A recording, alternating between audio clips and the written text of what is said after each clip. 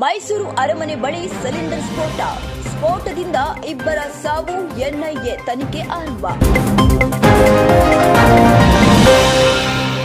ಮೈಸೂರು ಅರಮನೆ ಮುಂಭಾಗದ ಜಯಮಾರ್ತಾಂಡ ದ್ವಾರದ ಬಳಿ ಗುರುವಾರ ಸಂಜೆ ಬಲೂನಿಗೆ ಹೀಲಿಯಂ ಗ್ಯಾಸ್ ತುಂಬುವ ಸಿಲಿಂಡರ್ ಸ್ಫೋಟಗೊಂಡು ಉತ್ತರ ಪ್ರದೇಶ ಮೂಲದ ಸಲೀಂ ಎಂಬಾತ ಮೃತಪಟ್ಟಿದ್ದಾರೆ. ಇನ್ನು ಗಂಭೀರವಾಗಿ ಗಾಯಗೊಂಡಿದ್ದ ನಂಜನಗೂಡು ಮೂಲದ ಮಂಜುಳಾ ಎಂಬುವವರು ಆಸ್ಪತ್ರೆಯಲ್ಲಿ ಚಿಕಿತ್ಸೆ ಫಲಕಾರಿಯಾಗದೆ ಶುಕ್ರವಾರ ಮೃತಪಟ್ಟಿದ್ದಾರೆ.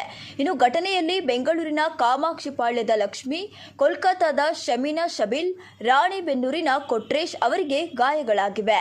ಘಟನೆಯ ಬಗ್ಗೆ ಎನ್ಐಎ ಮಾಹಿತಿ ಕಲೆ ಹಾಕಿದ್ದು ತನಿಖೆಗೆ ಅಗತ್ಯವಾದ ಸಾಮಗ್ರಿಗಳನ್ನು ಸ್ಥಳದಿಂದ ಸಂಗ್ರಹಿಸಿದೆ.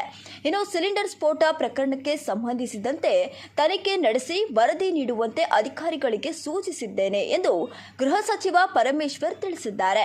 ಮೈಸೂರಿನ ಅರಮನೆಗೆ ಹೆಚ್ಚಿನ ಸಂಖ್ಯೆಯಲ್ಲಿ ಪ್ರವಾಸಿಗರು ಬರುವುದರಿಂದ ಈ ಘಟನೆಯನ್ನ ಸೂಕ್ಷ್ಮ ದೃಷ್ಟಿಯಿಂದ ನೋಡಬೇಕು. ಪ್ರವಾಸೋದ್ಯಮ ಇಲಾಖೆಯ ಅಧಿಕಾರಿಗಳೊಂದಿಗೆ ಚರ್ಚಿಸಿ ಅಗತ್ಯ ಕ್ರಮ ತೆಗೆದುಕೊಳ್ಳುವಂತೆ ಸೂಚನೆ ನೀಡಿದ್ದೇನೆ ಎಂದರು. ಇನ್ನು ಈ ವಿಚಾರಕ್ಕೆ ಸಂಬಂಧಪಟ್ಟಂತೆ ನಿಮ್ಮ ಅನಿಸಿಕೆಯನ್ನು ಕಮೆಂಟ್ನಲ್ಲಿ ತಿಳಿಸಿ. ನೀವಿನ್ನೂ ಕೂಡ ನಮ್ಮ ಚಾನೆಲ್ ಅನ್ನು ಸಬ್ಸ್ಕ್ರೈಬ್ ಮಾಡಿಲ್ಲ ಅಂದರೆ ಈ ಕೂಡಲೇ ಸಬ್ಸ್ಕ್ರೈಬ್ ಮಾಡಿ.